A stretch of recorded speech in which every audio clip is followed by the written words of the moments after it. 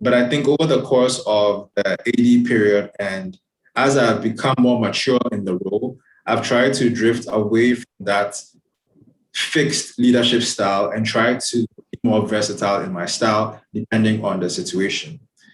In my career, I happen to be the country operations director for a fintech called Ghtml.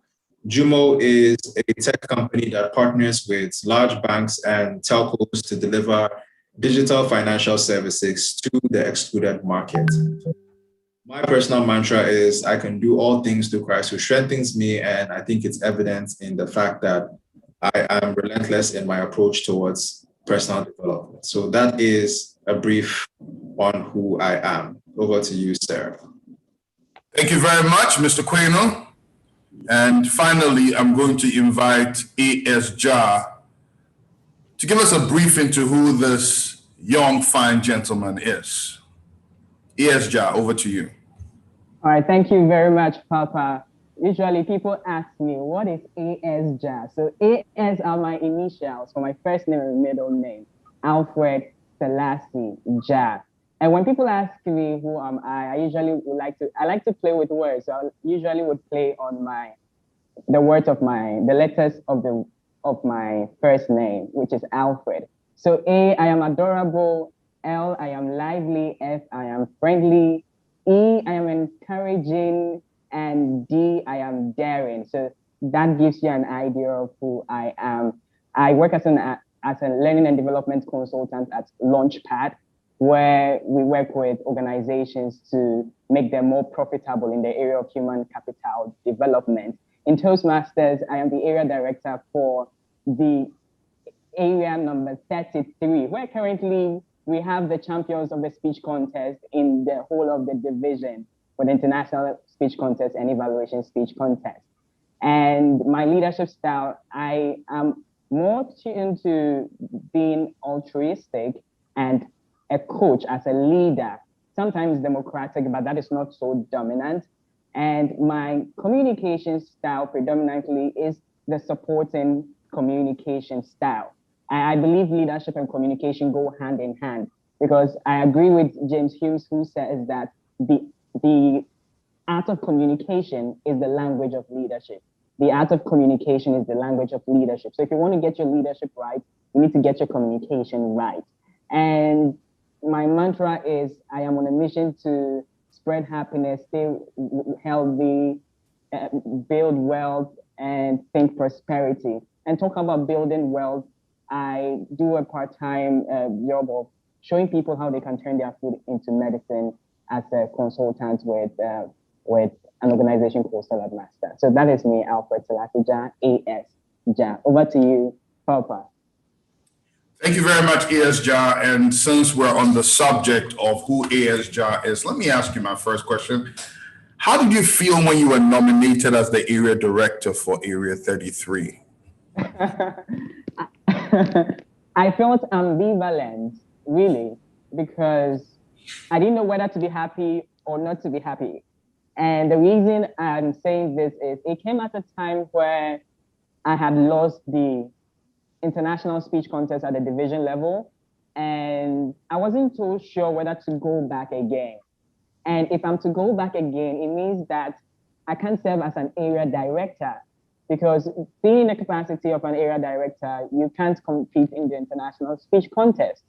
But then I want to be an area director. I remember in my first mentoring session with my mentor, who is Papa on the call, really, one of the things that I wrote as my key goals for my protege success plan is to become an area director. And so that is something that I wanted to do, but I wasn't too sure if the timing was right. In fact, even I think about 3 months into my tenure, a few things weren't so right. So I wasn't even too sure. So it was a feeling of ambivalence. I wasn't even sure whether it was the right time or it was the wrong time, you know. So that was the feeling for me. Thank you very much, Jah. Jeremy, what about you? Same question. How did I feel when I was nominated as AD? To be honest, I was reluctant. I had just come off being president of a club for 2 terms, whilst also concurrently serving as the VP of another club for 1 term. So I was not really looking to continue taking on leadership roles. And the main reason why I joined was because Papa, who approached me, has this unique ability to see a person's inner purpose and use that in a very creative sales pitch in order to rope you in. So for me, he could tell that I was all about personal improvement, personal development, and he made it very clear how this role was going to improve the aspects of myself that I wanted to amplify and decrease the aspects that I wanted to get away from. And I think after that talk, after he explained what the role entailed and how he was going to broaden the scope, it made it all the more worthwhile for me to join in. So I was reluctant in the beginning, but after speaking with Papa, I think the enthusiasm took over, and I honestly have not regretted making the decision to become AD. Wonderful. Dr. Susie, you've always been very direct and very open about your goals, your strategies, and where you want to go. You're a very accomplished woman. Why is this, or why was this role as an area director important in your outlook in terms of the things you wanted to achieve? Thank you very much, Papa. The initial invitation, I must admit,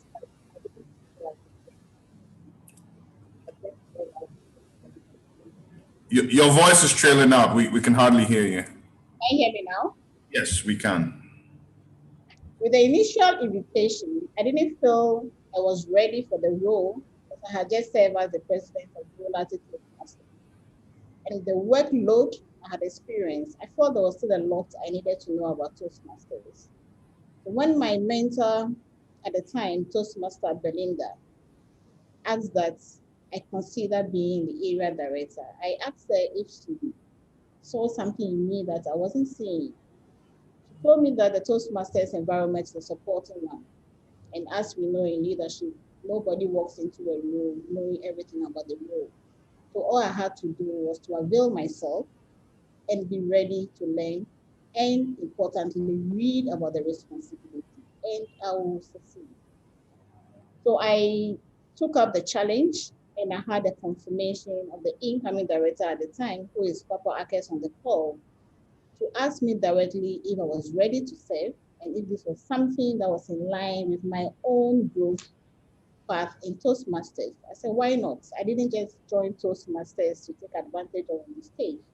I also wanted to experience leadership, especially leadership that gears towards some opportunities in the district. So I took up the challenge, and it's been interesting so far. In the beginning, I didn't imagine the amount of work involved, but it's a lot of responsibility to serve as an area director. But I tell you, once you are done, there's a lot more you know, and you appreciate yourself in terms of your capacity and capability. So it's been worthwhile doing this role and holding on to it for the past months. I think I need to drill down on that because that piqued my interest. Obviously, you've showcased that there's been growth. You said it was interesting. You said it's piqued your interest and it's been worthwhile. Can you delve down on that? In what ways have you grown as a leader, as a person in your development? And what makes it worth your while? Over the month, Papa, I must tell you that this responsibility has opened a lot of doors for me, not just within the Toastmasters community, but outside Toastmasters as well. Because of the level of engagement that is involved as an area director. So you have responsibilities for club, you have responsibility for club growth, club quality, and of course, visibility in the Toastmasters environment. And being an area director exposes you to what happens in the district. So you work very closely with the division director, and of course, things that happen within the district as well. So for me, it has been the learning and the opportunity that was presented for me to know things beyond my club and to know that joining Toastmasters is not just a narrow dream that anybody must have. I mean, like Selassie said over the call, you can't say that you are a leader without having communication skills. You can't say you're an effective communicator without perfecting your leadership skills. So you have to merge both and be a better person. And I have seen a lot of personal growth for me in my own personal dreams, and of course, in my professional engagement as well. And because of the interaction with each club and the associated clubs as well, somehow you are seen on a number of stages. And because you are seen and people see and observe what you do, you are approached to do other things. So within months, you find yourself engaging in environment that you did not even anticipate you have the capacity to engage on. So that has been the opportunity that I have seen holding on to the role of an area director, that I haven't just limited myself to my club, but I have been very involved in the division, of course, presenting myself to engage at the district level as well. Thank you very much for that. Jeremy, I have seen you run as a very heavily invested personal development enthusiast and move from that to an empathetic leader, being a lot more concerned about the people that you're directing, influencing, moving with. I know it was an intentional journey. I want you to walk us through the process. Sure. That's a very broad question, but I'll do my best to explain that. So I joined Toastmasters, to be very honest, for selfish reasons. I was concerned with my personal development. I had speech issues that I wanted to fix, and it was not in my purview at all to come and make friends, build a network, make connections, or any of that. All I saw was an educational program that was supposed to help me develop in a specific area. That was all it was. Even when I became president and VPE, the focus was, okay, this avenue is to build leadership skills. So as much as I'm working with people, the focus was still on me. I think that what Toastmasters has done, or particularly what the area director role has done for me, is that it has made me a more patient person, in the sense that as much as you want to run and you want to lead, there is only so far you can get if you try and go alone. And in the area director role, what I've come to respect or recognize is people have different perspectives, and I've learned to respect that a lot in their approach to personal development, how they set and achieve their goals, or what their goals are in general. I've gotten a lot of feedback about the style that I have and what people appreciate it versus what they don't appreciate. And I think that more than anything, it has been a journey of self-discovery. And one thing that I'll say is that, or the biggest lesson for me along this journey, is when I began to realize more and more with daily interactions with club presidents, VPEs, various committee members, is that leadership is more about talking less and listening and doing more, right? Because most people assume that it's your job to instruct or to come up with solutions to the problems that people are experiencing. But what I began to realize was that most people usually have the solution to whatever the problem is, or sometimes they actually just want to be heard and both of you think through something. So what they appreciate from leadership is, one, your ability to listen and your ability to effect change. And I think that in that process, my pace slowed, but my effectiveness grew. And I realized that in making a connection with people, you are able to get more out of them. And the feeling is way more fulfilling than going ahead and then asking everybody else to follow with you. So that's the summary of what the journey has been like for me. And it's definitely been an eventful one. Interesting. Mr. John, has your office you in any way? This has been a moment of transformation. And that is the beautiful thing about leadership. The journey of leadership is one that transforms you. If you don't get transformed during this journey, then you need to repeat the process, right? And I like what Jeremy says. And the question you posed in, Jeremy, before you came into this office, this was the kind of person and leader that you were. But now you've changed. And Jeremy himself has noticed this change.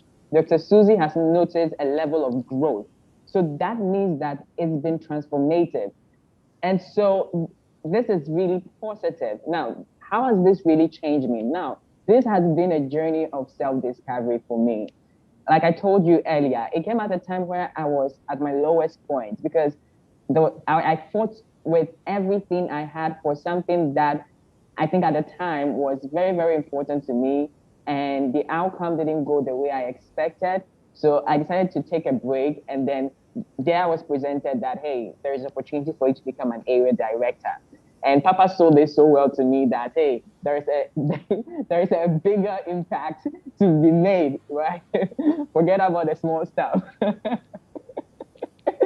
So it took me back to one thing Papa told me at the time when I was serving as club president for East Legon Toastmasters. And I think I was going through some difficult times. And Papa said, hey, the only way you can find yourself is to give value.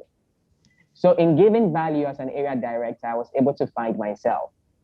In giving value, in serving as an area director, serving at the club level, being a resource person to all the club, doing campaigns with Tony Staffel, going through all the clubs with the mentor. It's been a moment of self-discovery, leading a team, things going wrong for the most times. A few times we get it right. I remember my first area contest where everything that could go bad went bad. And Dr. Sue was asking me, why didn't you appoint a contest planning committee chair? I'm like, I had one, the person failed me, right? But it's been a learning curve. And so for me particularly, one thing I'd say is it's been a moment of self-discovery. I have come to have been introduced to the better me that I am right now. And have been able to fine tune. Remember, I told you earlier that one of my predominant coaching leadership style is the coaching style. And I've been able to fine tune it, especially in my daily interaction with clubs that are struggling, my interactions with the club president, especially for those that are open to listen to you. Because yes, again, we have club presidents who you would call again, and then they'll refuse to pick your call. But to those that are open and responsive, it's helped me to become a better coach. So, and it's giving some results. And I'm like, whoa, so that interaction we had has been helpful. It's been result oriented. Wow. And these are the two things that has happened to me. My coaching skills have been fine-tuned and I've been on a journey of self-discovery, and I'm still discovering myself, identifying my leadership style, fine-tuning it every day, and learning how to effectively communicate the vision I have to the team that I am leading. So that has been the journey for me. It's been transformative. Let me drill down a bit. What would you say are 3 key things that this journey has taught you about leadership?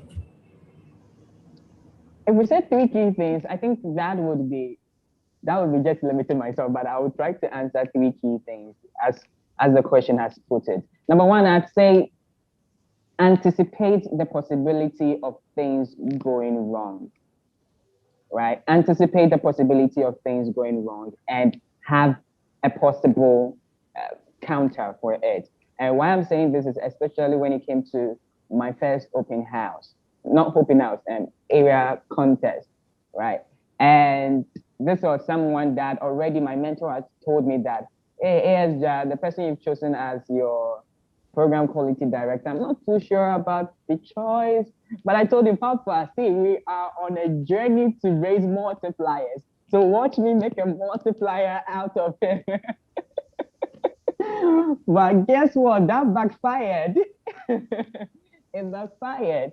And I didn't at the time anticipate the possibility of things going wrong. And so anything that could go wrong went wrong until the last minute, where I had to pull on people that I know can help, which brings me to the next thing. It's always important that you have a team behind your team. It's always important that you have a team behind your team and make sure that that team behind the team is working by monitoring the team that is behind you. And the reason I'm saying this is if the person in charge of running the area contest had a team behind him, then I believe that we wouldn't have had problems. So in learning from that experience, in preparing for my second open house, it was almost like deja vu. And the contest chair this time around almost made that mistake, wanting to do everything on her own accord. And I'm like, see, you're writing exams, you're working, and family is demanding your time and all of that. So guess what? Delegate, get someone to do it. Speak to him, say, hey, I want you to do this and this and that, and have an oversight. And guess what? That worked magic. And during the process, I'm proud that the person has been able to learn how to delegate. So in this journey, not only are we becoming transformative, but the team behind us is also being transformed because we are showing them, hey, that leadership is not all about you. It's about the people. It's about the persons that are following you on this journey that you are embarking on. Now, the next thing is, sorry, excuse me, give me a second.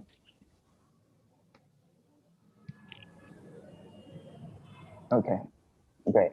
So now the next thing is it's important you build a team that is so strong enough that nobody wants to play against.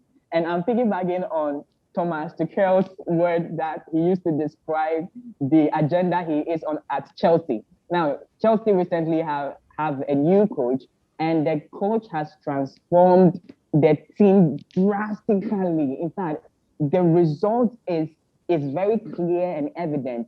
And his first press conference, he says that, see, we are going to build a team that nobody would want to play against.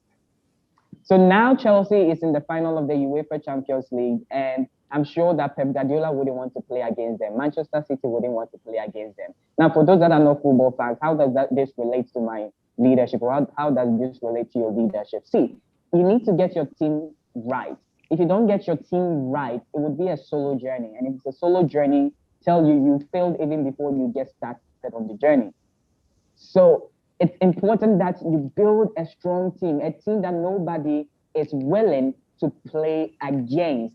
And in building a strong team, see, I've seen a lot of people who started maybe a project or an activity without focusing on how they can get everybody on the same page. So one thing that I now would tell anybody who is starting their leadership journey is, see, make sure you have a team building activity. Get a kickoff party, start something. If I'm to start my area directorship all over again, it's something that I'm going to do. Before we resume office, one thing I'm going to say is, guys, let's go party, let's go to the beach. Lockdown or no lockdown, Dr. Sue is laughing. Yeah, because if you get your team building right, see, that moment there is adrenaline rush that is permeating through everybody's blood, that is bonding the entire team. And everybody is connected and binded by a unique experience. And you ride on this experience through that journey that you are embarking on. So build a strong team that nobody is willing to play against. And in building it, make sure that you engage in an activity that would bind everybody together at the kickoff.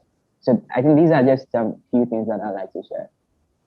Sounds to me like you found your fire team and you found your fire brand and you're just on fire, which is really good. Look forward to some great things over the last few months. We are still searching. We are still finding. We can never get there.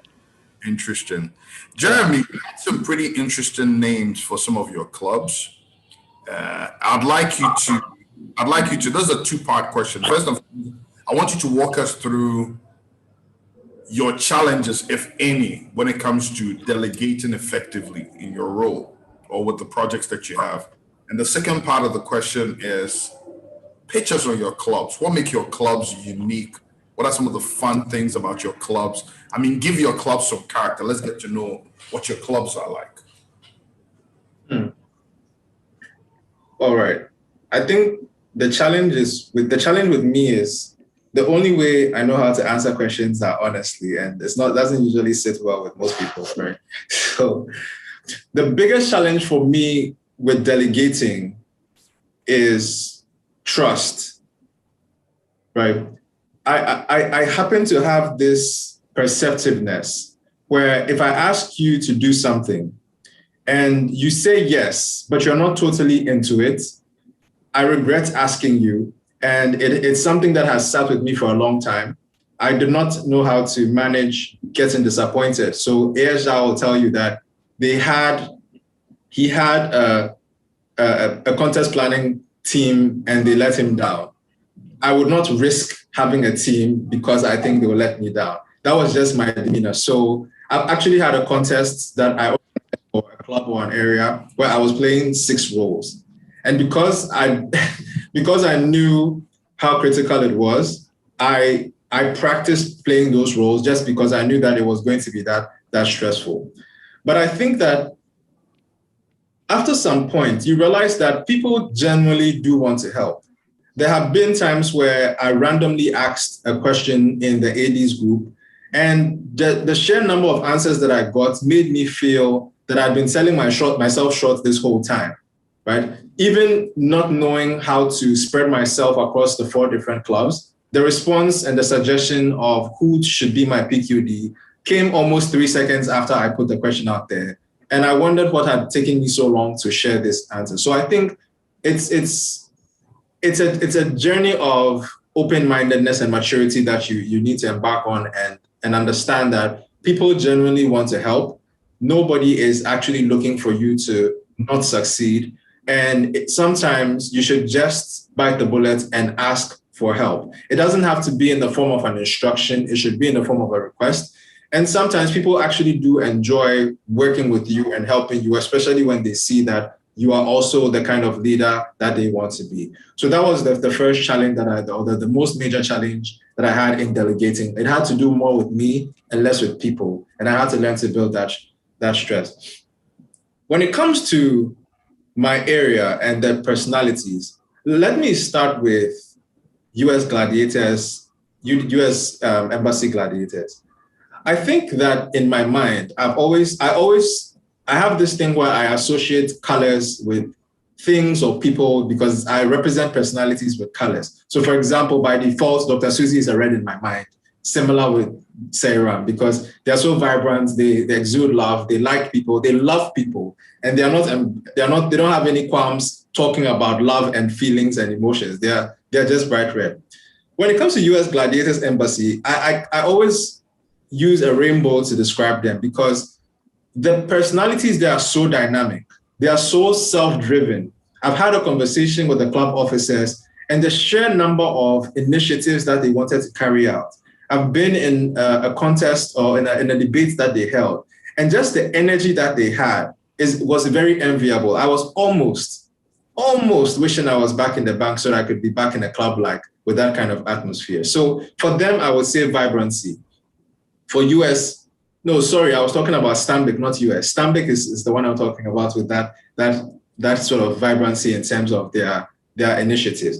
US Gladiators Embassy are just a very driven club. They are just a well-oiled machine in the sense that even when you will not know that there are any issues if you just look at how they perform, because everybody is on the same journey, everybody is headed towards the goal, and you actually have to drill in deep in order to find out what is going on between the cracks. And that is one thing that I also learned from them, that leadership requires getting into the trenches with the people that you're in, right? And the outside looking in, everything looks okay.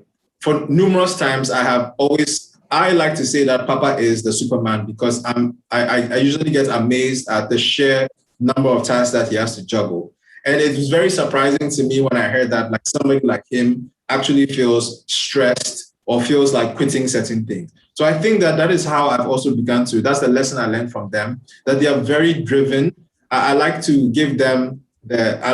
color them black because I feel like the spirit of blackness is something that the amount of things that we as Black people have been through in the past, from slavery to all the oppression, and we're still going, is essentially what that club embodies for me, right? And I mean, I can go on and on about the different clubs, but I think that PMI was a new club that was so self-motivated. The individuals there came in because they had a purpose, even though they were project managers who were holding themselves to a high regard. That's the way they humbled themselves, the way they searched for information, the way they became independent in such a small time. At times, I didn't even feel that I was helping them as much as they needed. But I just realized that as individuals, they were very driven, right? So even for, I colored them white because even for a new club, their strides were far advanced than many clubs that have been in circulation.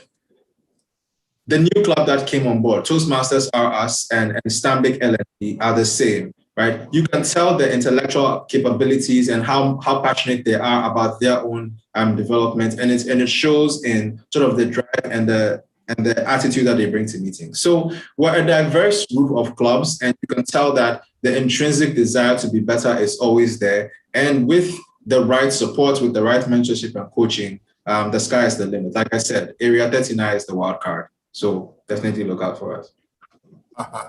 Wild card. I love the creativity and the color and the personality you've given to your clubs that makes us feel connected to them and the human part of it. Dr. Susie, my question to you is a little different. You obviously brought a lot of experience into the Toastmasters domain. You came in for one reason or another, but you were very clear about the experience that you had from your corporate world, from your entrepreneurship background, and how you believed things had to be. I'm sure you've also learned a few things that may have been different, in terms of view that you also take back into your entrepreneurial space. Can you compare, contrast, and share some of these insights with us? Thank you very much, Papa. Patrick will always say that as a Toastmaster, you can't live different lives. You can't be a Toastmaster just within the Toastmaster community, but everything else about you must be Toastmaster-like. Like you said, I was coming with a corporate background, and I had an agenda. Once I walked into Toastmasters, I saw a lot of beautiful things that can help my organization to grow. And one thing I strive on in my organization is structure. So if you see with our engagement on the Area Directors platform, I keep pushing for structure, that we begin to do things in a certain way so that transition is easy and transition can be taken on by anybody because we have good structures in place. The one thing I know that Toastmaster does for everybody, it's the support you need to succeed. And as area director, one critical thing that was important for us to succeed is our support at the area level. Very critical is the 3O, a point that Selassie mentioned, and also a point that Jeremy also mentioned. So very quickly into the journey, I had to find my PQD. I had to find my club growth director. I had to find my admin manager. There was no way I could have done the work without all the support. So if you ask me, between Toastmasters and the corporate environment, structure helps. And structure in the form that it is so clear that you are not doing this all by yourself, or the journey is not just being owned by you and all the execution being done by you. It is exhausting. There's a lot of work to do. You won't succeed if you want to handle everything by yourself. So finding that support very early in the journey was very critical for me. And I was happy I did that. And I'm very happy that they have all stayed true to the end. In addition to that, of course, the area council. So you're managing a group of people that also have leadership. Every club and its own style, every club and how it wants to manage its own affairs. So you have corporate clubs in there, and I have a club that I belong to. So somehow they see me as their godmother because I am part of their own leadership platform. And for them, they want to see their immediate past president to see that area director. So I got that support from them. Very early, I needed to engage with all of them. In the corporate world, delegation is very important. I sit here as a CEO, but I tell you, I can be away from this desk for 3 months and the work will go on. Nothing will happen. And these are the things that we learn in Toastmasters, that the journey shouldn't just be about you. We keep talking about the multiplier effect. And the multiplier effect is not just growing others or mentees. They must also become like mentors. Everybody must see the growth because you are a living example of it. So I have, over the period, tried to marriage what I see is very positive in Toastmasters. And I have brought that to bear on my business as well. For every Monday morning meeting before, since I became a Toastmaster 3 years ago, we have a schedule. We have a schedule that makes it important or makes it so clear that everybody sitting around every Monday says something in the meeting. So we have role players in our Monday morning meetings, and everybody comes to these meetings prepared with their scripts, and they know exactly how to engage. Even though they are not Toastmasters, you can see improvement in them because they are beginning to present. And this is something I have learned from Toastmasters, that as a leader, you go into meetings very prepared. Everybody coming into that meeting knows exactly what they are coming to do. It's the only way you can have an effective meeting. So the scheduling has helped. I have imported that into my organization as well. And one other thing that has also helped is time management. And that is one beautiful thing I saw in Toastmasters. The very first day I walked into a Toastmasters meeting, that the meeting started on time and ended on time, exactly within an hour and a half. So in my management meeting, we don't go beyond 30 minutes. We have it. And the schedule is like that. By the time 30 minutes is up, the meeting is ending. So it's a recommendation that I'll make to everybody who is a Toastmaster or everybody who's aspiring to become a Toastmaster. You can't live two different worlds. You have to live by every learning, because whatever we are learning in Toastmaster, it's so relevant to our organizational growth, so relevant to our own personal growth that we can't live two lives. So these are the lessons I have imported from Toastmasters to my organization. Of course, for my organization as well, I know structure and protocol is very important, and I will not work alone to succeed because the work is too much. And if I do that by myself and I'm no longer there, then who else will be able to take up effectively? Thank you. What are three things, Dr. Susie, back to you? What are three things or three pieces of advice you would give people who are interested in becoming Toastmasters? A point that Selassie made, that you saw the value of leadership to him. And it's one of the reasons why he took up the role as an area director. He was beaten down. He didn't make it at the contest. He didn't want to be boarded again. But he sold the leadership to him in ways that he didn't imagine. So for everybody who is interested in joining Toastmasters, you must find that value. If you don't find that value, you'll just be going round and round, and you feel like all that is required is for you to be on the stage and give a speech, and that is all it is. No. So very, very early in the life, in your Toastmasters journey, you must find the reason why you came on board. Jeremy had a reason for coming on board. I also had that reason. That even though I was growing in my educational path, I wasn't able to project myself on the public stage. I couldn't speak coherently. I couldn't be so confident. This is table topics for us. Nobody knows.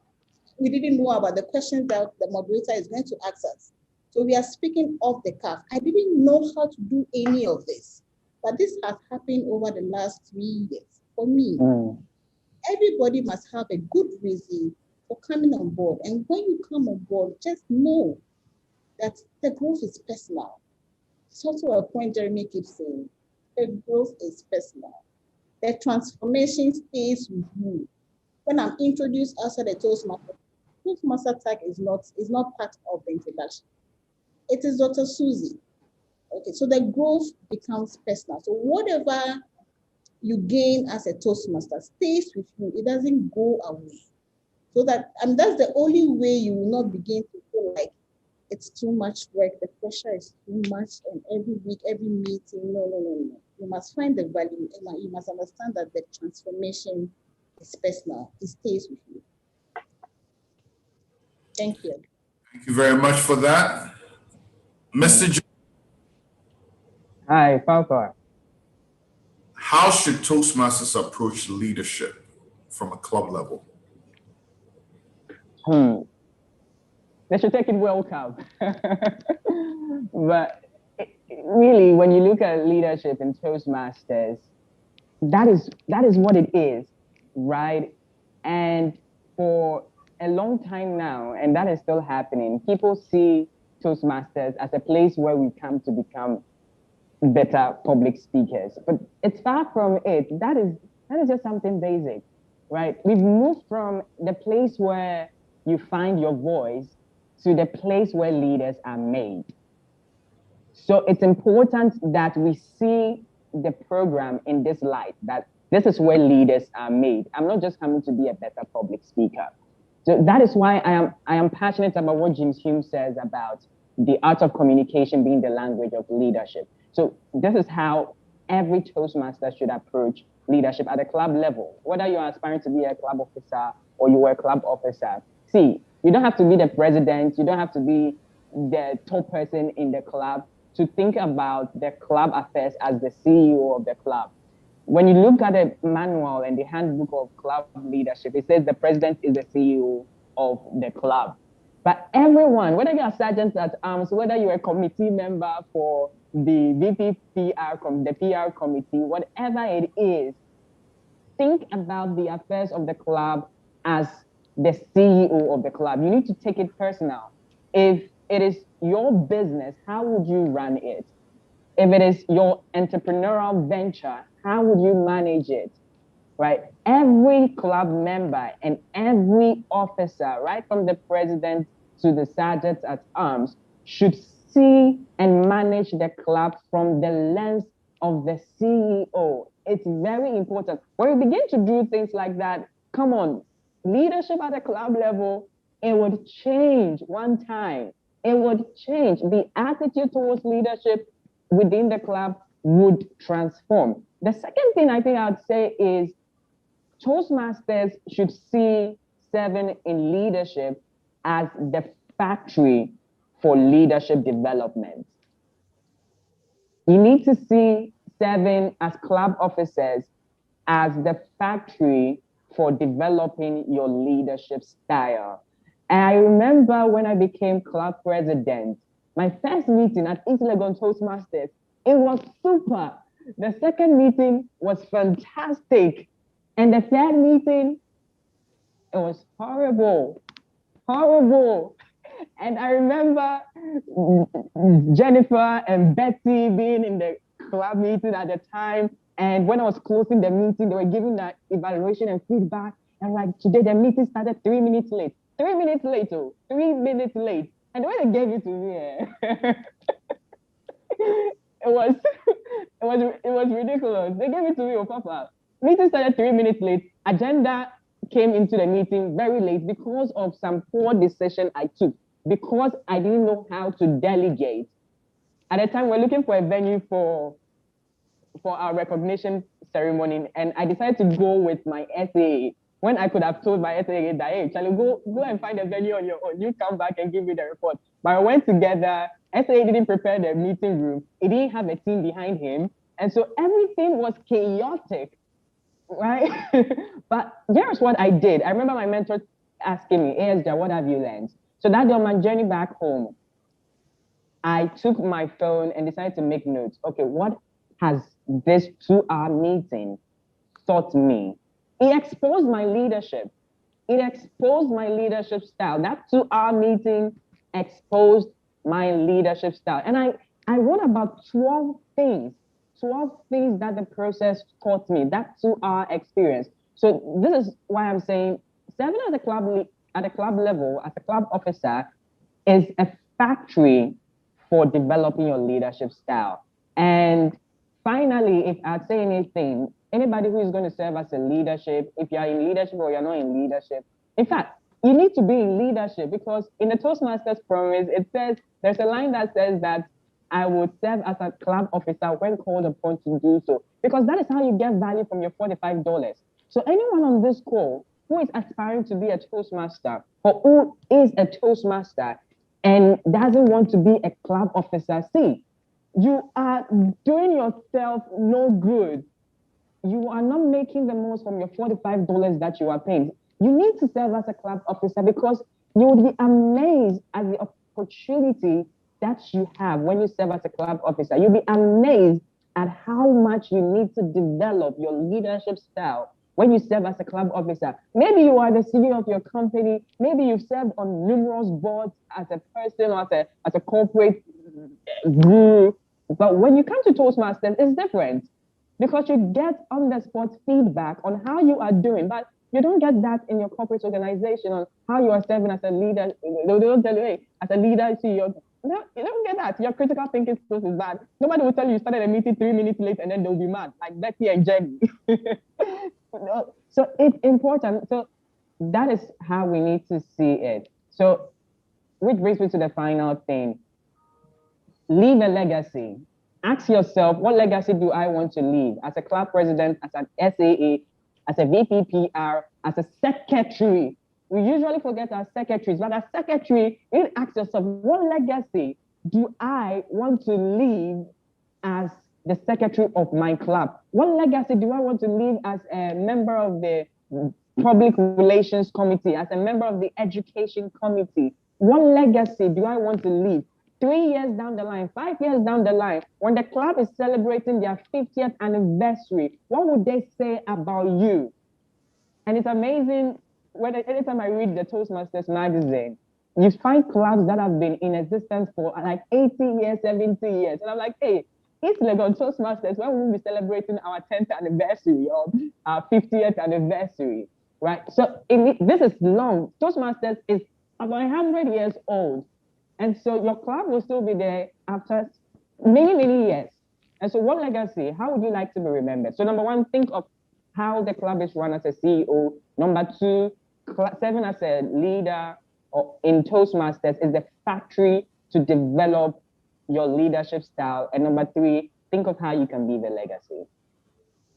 You know, it's interesting you talked about the secretary. I mean, till today, I keep talking about our past division director, Patricia Lakai, and I keep saying that, you know, when it comes to the Hall of Fame of people who've been effective secretaries, I don't think I've ever seen anybody who played the Toastmasters club secretary better than she did. She was so efficient, secretary of Accra Toastmasters Club. And when the secretary does the work well, it shows in the way the entire club is run. It shows in how efficient their documentation and everything is. So good job on that. Now, Jeremy, let's take this a little bit of a different direction.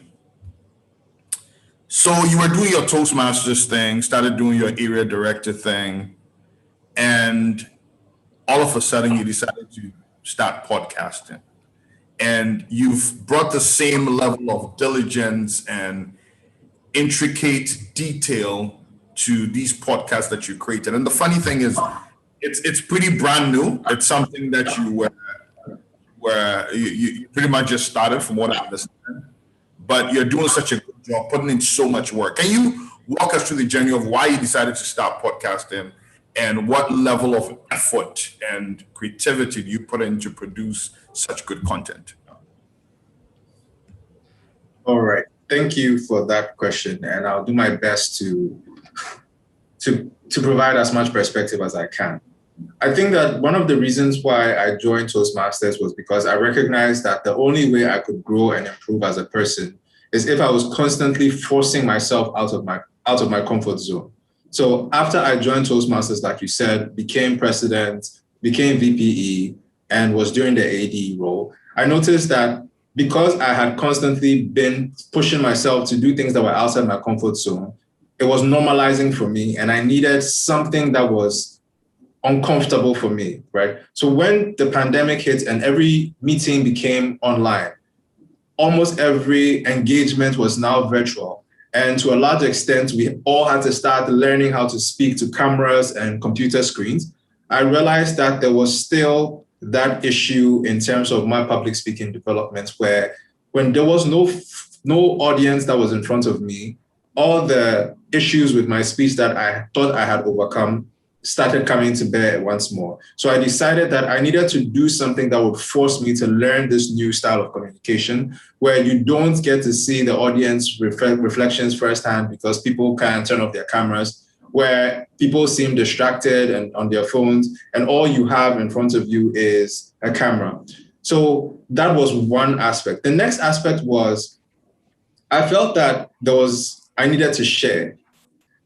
As much as I had accumulated over the years, I think that the fact that it just sat with me made it difficult to sort of spread myself across to everybody who was asking for help or for knowledge. And I felt that in the social media age, in the digital age, the best way to reach more people would be to either podcast, to vlog, to blog. And I think that was my chosen avenue. Then the last point would be sort of an answer to an answer that I thought about as ASJA was answering the previous question very shortly. So I began to realize that in the Toastmasters community, even at the club level, the thing that we have on lock is we sell motivation, right? So all the speeches have a motivational tone or an inspirational tone. And one thing that seems to be lacking is the discipline that is required to see your goals through to the end. I realized that as much as I was comfortable speaking in front of an audience now, I had done it so much that it was great. When it came to going all the way to the end of a path, there was something that was missing that I was not really getting. And I decided to take it upon myself to commit to something that would force me to be disciplined. So in this avenue of creating YouTube videos, I decided that I'm going to commit to a goal. I'm going to upload a video a week, regardless of how hectic my schedule is, regardless of how I'm feeling. I'm committing to one video a week, and it's going to be 52 videos for the year at the minimum. So at worst, that is what I should do. And it all came from that fact that I feel that Toastmasters are really good at selling motivation, but when it comes to the discipline to see things through, we really lack that. And I wanted to start with myself, right? Because I've been Pathways program manager, and when you look at the population, you realize that the majority of the Toastmasters population is still stuck at level 1. And the reason behind that is there's a lot of motivation for you to get started, but motivation is like a bath. You don't have one bath for the month. You don't have one bath for the year. It's dependent on it. So without that initial motivation, no progress happens.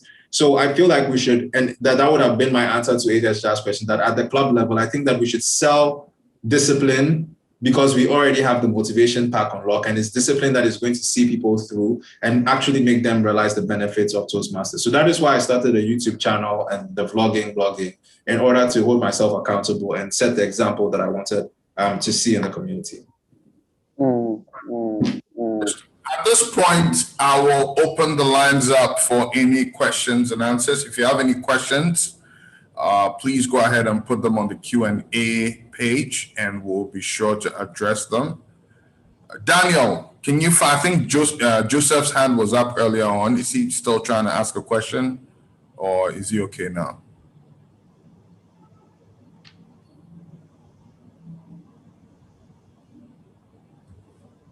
While you're sorting that out, Papa, I don't know, Jeremy now has, I think, about 20 videos or so. I think last time I checked was 19 or 20. And he's really doing a great job with his channel. I think my favorite video so far is the power of speech. I like the angle you hit it from, and it was very, very beautiful. And keep up the good job, man. Wonderful. Kudos to you, Jeremy. Yes, I believe Joseph is no longer on. If you have any questions for Dr. Susie, Jeremy Queno, or ASJA, please go ahead and ask. If you have any questions or any of the things that they've mentioned or they've talked about, feel free. We want to hear your questions. We want to address them. We want to engage you. So let's get into some real core leadership questions. I mean, we've been talking Toastmasters. Now let's get into the leadership bit. Dr. Susie, do you think that Toastmasters can play a better role in building a leadership culture in Ghana? Because really, that's why we're here. That's why you're on the show. That's why you're on the program. What are your views? Absolutely. If you look at our value, Toastmasters, respect, integrity, service, and excellence. If you live by these values on a daily basis as a Toastmaster, and you transit from the Toastmasters world into the bigger private space of public service, there's no way you can lay off all these skills that you have acquired along the way. I mean, Papa, you have mentioned how you admired how DTM Patricia handled the role of secretary. She did it so effectively, you could find no fault with it. So if as a Toastmaster, you live by these values in your Toastmasters journey, there's no way you can hold on to it when you transit into a bigger role. So the Toastmasters environment offers all the required opportunity for everyone to be their better version. Very early on this call, you were asking each of us who we are. And it's a question that everybody must begin to answer for themselves. And who you are must be the same. Whatever the answers are to you personally must be the same if people want to describe you. So people say, as a leader in Toastmasters, as an area director, you perform your role so excellently that it is obvious that you can even be given higher opportunity. You are able to demonstrate those skills in Toastmasters in everything that you do. The Toastmasters stage is all about excellence. Everything on the stage is about excellence, starting from preparation, time management, engagement with your audience, everything. It's about excellence. Of course, integrity, whatever you sell, selling your better version to your audience. So these are skills that I think Toastmasters provides for us and makes it very possible for us through experiment and demonstrations of our own capacities and capabilities. Now we can describe Jeremy as someone who manages his own content and runs his own YouTube channel. This is something maybe on his own, he may not have found the motivation to do. The point about selling yourself, that people begin to know what you have to offer. So I think the environment gives us all the supporting logistics for growth. And if we pay attention to everything that is required for us, Toastmasters doesn't offer shortcuts in anything. The pathway platform is there for us to upload everything we have done, evidence. Nobody is there checking if you have actually started that compelling blog and has some followership, that you have uploaded all your content on a YouTube channel, that you have evidence. Nobody is checking that. But it is for you to demonstrate that and upload all that in Basecamp, that as you progress and you complete your path, there's evidence that you have actually done the things that you are required to do. So everything we learn is based on our values and respect. I mean, you start by respecting yourself. And once you respect yourself, you're able to respect everybody else who works with you. Of course, the larger community that you engage in. So it provides and prepares us sufficiently for roles beyond the Toastmasters community. Thank you. Interesting. Thank you. Jeremy, same question to you. How do we ensure that Toastmasters, or can Toastmasters give us an opportunity to build a leadership culture in Ghana? I believe so. I would say quite emphatically, yes. Toastmasters has every tool that it needs in order for us to extend beyond the Toastmasters community. I think it first starts with the individual, then the club, and then to the broader society, in the sense that leadership starts first with self. if you're not able to lead yourself, then you shouldn't be able to lead others. My perspective on Toastmasters has always been that a lot of people categorize Toastmasters leadership within the Toastmasters context, but when they go back into their everyday lives, it's a different kind of leadership or perspective that they carry out there, right? When the Toastmasters leadership style is so applicable in several different facets of life, right? So I think more and more people have to recognize that the values, as Dr. Susie said, the experience that we get. And I always maintain that if you're able to lead in a group where nobody is paying you or incentivizing you in any way, and you are required to find innovative ways. Hello, can you hear me? Absolutely. We can hear you, Jeremy. Can you hear me? Yes, we can. Sorry, I think my network froze for a bit. All right. So what I was saying was, and do let me know if the network breaks because I'm not able to tell.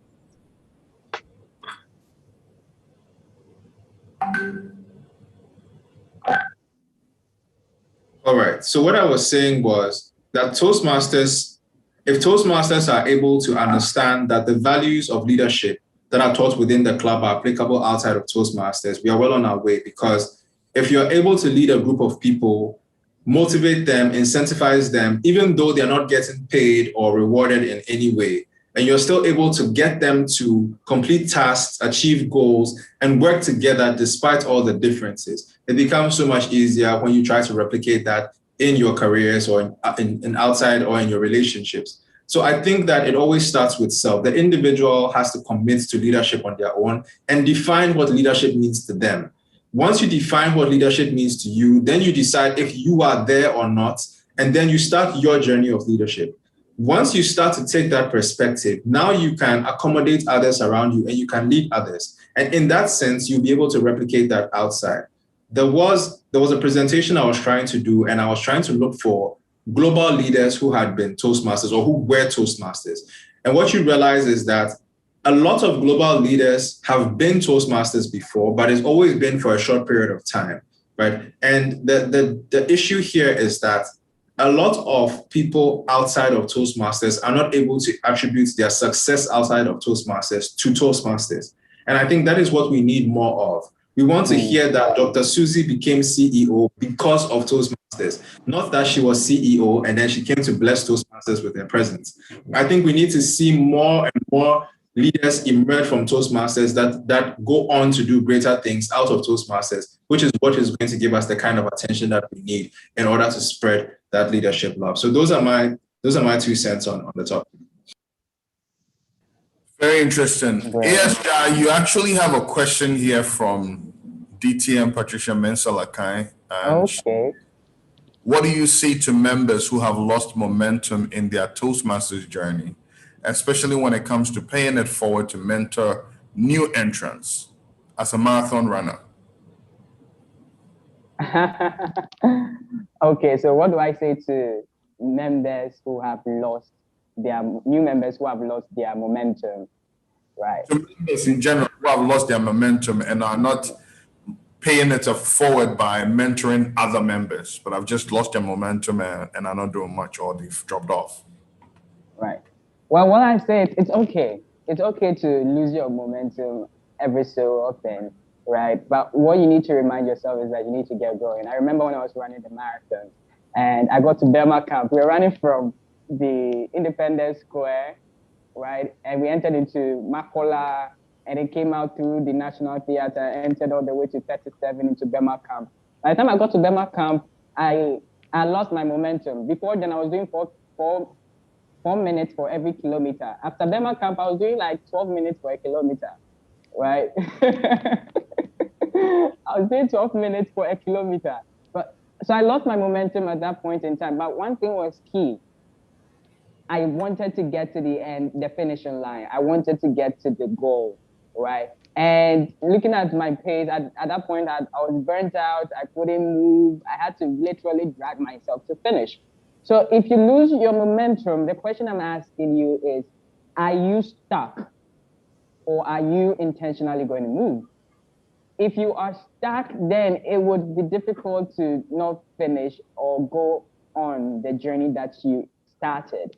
But what is important is that, hey, you need to move. Whatever it is, you need to move. It was Martin Luther King Jr. who says that if you can fly, fly. If you can run, run. If you can walk, walk. If you can crawl, crawl. Whatever it is, just make sure that you are moving. So if you lose your momentum, move. Whatever it is, move. Do something, right? Sometimes you feel like, okay, I don't want to come to club meetings again. I think I am tired. I am bored. Nothing is really happening. It's been a year since I gave a speech. Like, what is going on? See, maybe just change your club meeting time. Decide to be faithful in visiting another club. You will find your spark there, right? Because sometimes we think we go to our club meetings every day, every time, every week, every now and then. And so we get bored of the people we see all the time. Move to a different club, go and give a speech in another club, see how you would be received, look at how the reception would be for you, and that would spark something up. The other thing also is that, see, try give value. Look at where you can give value. This is so important. My mentor said this to me. I applied it and it worked for me. Is you feel like you are stuck. Okay, pour yourself out to someone. Just talk to someone. Find out how somebody is doing. See what you can do to serve. Just serve. In serving, you would find yourself. In serving, you would find yourself. But most times we think that, hey, we need to be at a place where we need to get served all the time. So waiting for people to serve us, we wouldn't find ourselves. So look at how you can serve. Do something, join a committee, join a project. Somebody is doing a level 5 project and they need volunteers. You volunteer. You are not giving a speech, you are volunteering on to help somebody. Just join the person. And in that moment, when you're doing that, you'll find your spark, right? You'll find your spark. So it's not always about, hey, I need to go to my club, I need to do well and give a speech. Visit other clubs. Visit other clubs, you see what they're doing, and you'll get it back, right? But whatever it is, don't just move. Just move. Don't get stuck. If you're going to move at 12 minutes for a kilometer, 15 minutes for a kilometer, 60 minutes for a kilometer, it's your own pace. It's a self-paced program. But make sure that you are intentionally, deliberately moving towards the finish line. Okay, if I can add a word to that. Go ahead. I think it's important for all of us who keep calling ourselves Toastmasters. That Toastmasters is beyond just paying your dues. Paying $5 every 6 months doesn't make you a Toastmaster. Because if you are out there referring to yourself as a Toastmaster, it must show in everything that you do. People must understand that the sporting environment that we have provides for delegated opportunities for everybody to remain relevant. If you're a member in a club, you must belong to a committee. There are 7 offices. Each office is supposed to own and manage the attendance of between 5. Belong to one of them indeed. You must be either a mentor or a mentee. No matter your level in Toastmasters, you must belong to one. You are either a mentor or a mentee. If you are not mentoring members, you are mentoring a club. So if you keep calling yourself a Toastmaster, you must be active. And being active will not make you feel like you are stuck or you are bored or you are not motivated. But there are things that will engage you on a weekly basis. No matter your level, if you have felt you are what we call them experienced Toastmasters, present Toastmasters, there's no way you can terminate as a DTA. What are you using your DTA for? So there's nothing like nobody is approaching me for anything. Sometimes you also have to avail yourself. As a DTM, you must be going around giving first word and be motivating others to come up like you. So nobody should form. And I mean, Jeremy keeps saying, personal growth is personal, okay? Nobody will force you to transform yourself.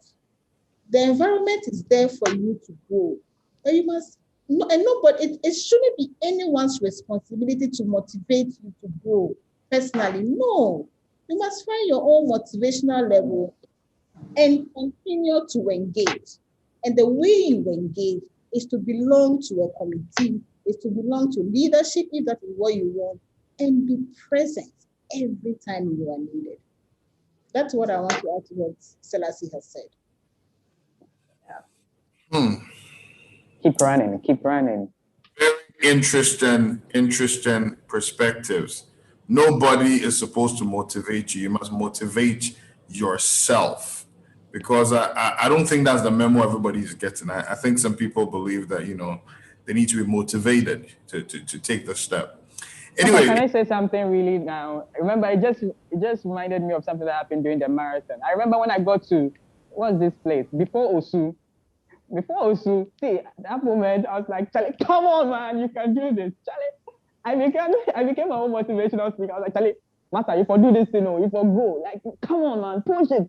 Charlie, you can't sit in the ambulance, so that is for weaklings. Yeah. So, yes, so you need to talk to yourself to do certain things. You need to talk yourself into certain things, right? But whatever it is, just keep running. Keep running. Don't stay put. Keep running. That is it, man. That is it. What's next for you after being area director, John? Whoa. After being area director, currently we are growing rapidly as a division. So I would possibly be serving at the division level as a division director, and to help the community grow to where we all want it to get to.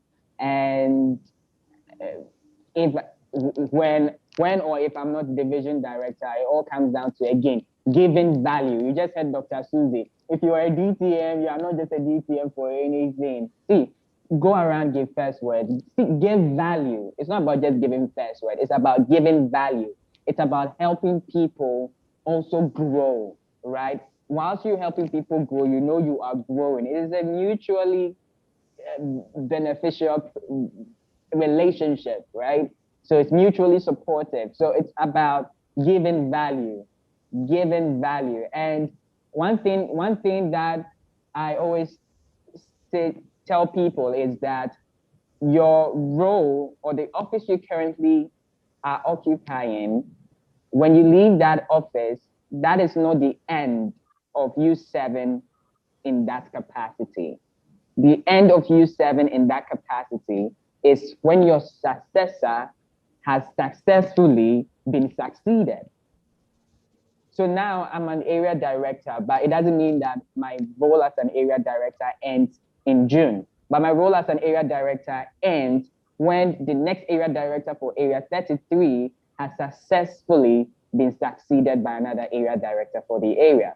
So it's my singular responsibility to mentor and coach the next area director to succeed in this journey that they are going forward. So that is what I'll be doing to make sure that the office is left in sanity as it's supposed to be. So that's the journey that I'll be embarking on.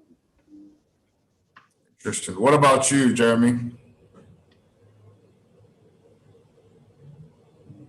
I will continue to spread the gospel of Toastmasters and engage the community internally and externally as well. I think since I joined Toastmasters, I've been thrust into leadership roles, and I've not been able to give as many speeches as I would like. And I still have a few Toastmasters milestones that I want to achieve.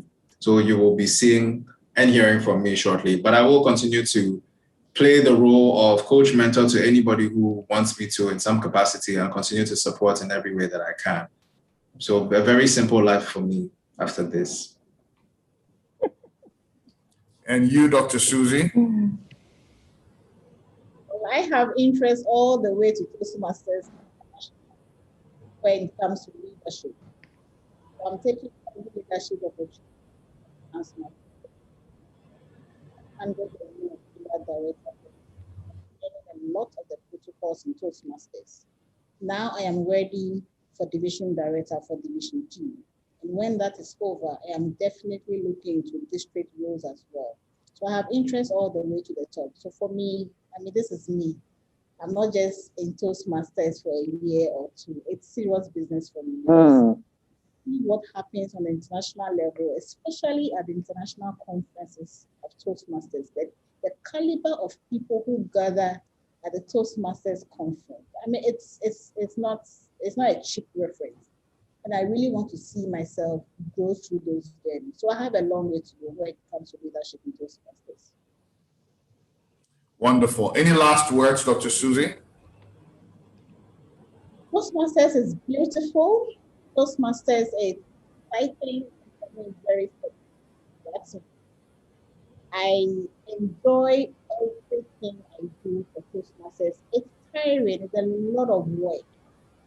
Yeah, I worked from home. I didn't bother about making up or anything, but I had to present myself in a very appropriate way for this call. And that is something we learn in Toastmasters as a leader. You must be ready and prepared to engage every time. And you respect your audience by presenting yourself in a very appropriate way. So there's a lot I am learning every day. And I'll encourage everybody who is on this journey. But the benefits are so enormous, we can't just restrict it to our clubs. Just having things and playing a role and giving a speech, that is not the Toastmasters life. It is beyond that. So we must all see the bigger picture, avail ourselves, support others. The more we support others, we grow. The more we avail ourselves to be mentors, we grow, because we keep expanding on our network. So for me, I am this journey for a very long way, and I encourage people to find their own and just hold on to it, because Toastmasters is it's very real. By the way, I have started monetizing my speech. When I speak outside Toastmasters community, that is the reward. Beautiful. Beautiful. Jeremy, any last words? I think Dr. Susie has said pretty much what I was going to say. Toastmasters presents an opportunity for you to shape yourself in the way that you want. I believe that everybody joined Toastmasters for a particular reason, but a lot of us have forgotten it along the way. And it's important that you remember that reason and reevaluate whether that is still the reason why you're here, whether that goal is still relevant, and find your own intrinsic motivation and set a goal and work every day towards achieving it. Otherwise, then there's no point in tasking yourself to join meetings, to pay for dues, and all of that. I believe that we are all capable of much more than we can think or imagine, and it's really up to us to visualize and make it happen. So we are in the best community to make that happen, and just keep going. Very much, Jeremy. And your last words? Right. What I'd say is, see, Toastmasters is not a place to find your voice. It's a place where you are made as a leader. You are reborn as a leader. And that can only happen if you decide to serve, if you decide to give value. And that is how you get value in return from your $45. So this is what I'd say to anybody that is on this call. If you're a Toastmaster, if you are yet to decide to become a part of ours, when you do, it's important that you serve as a leader you serve the club, really. Serve at the club level. If you do well, or when you are done serving at the club level, whether you did well or you didn't do well, take the lessons learned and serve at the area level. Once you are done, take it to the division level. And like Dr. Susie, take it all the way to the international level, because that is how you are reborn as a leader. That is how you were transformed as a leader. And now that I think we're in the season of club officer election. Club officer election should be held this week, next week. See, get yourself nominated. Nominate yourself for club leadership. Nominate yourself, and you will be amazed at what you would learn. Remember, the art of communication is the language of leadership. These two, they go hand in hand. And all the very best. Thank you. Thank you very much, ladies and gentlemen, for gracing the Leadership Dialogue series. Thank you for your insights. I'm sure that a lot of our audience and future audience will appreciate the insights that you shared. Toastmasters is obviously a very good community for grooming leaders and helping to shape this world and the leadership culture that we hope to see in Ghana, in Africa, and across the world. Have a pleasant evening, ladies and gentlemen, and God bless you all. God bless you. Thanks, Papa, and good evening to everyone. Good evening, everyone on the call. It's a pleasure sharing your company, man. Thank you for spending time with us. Thank you for thanking me.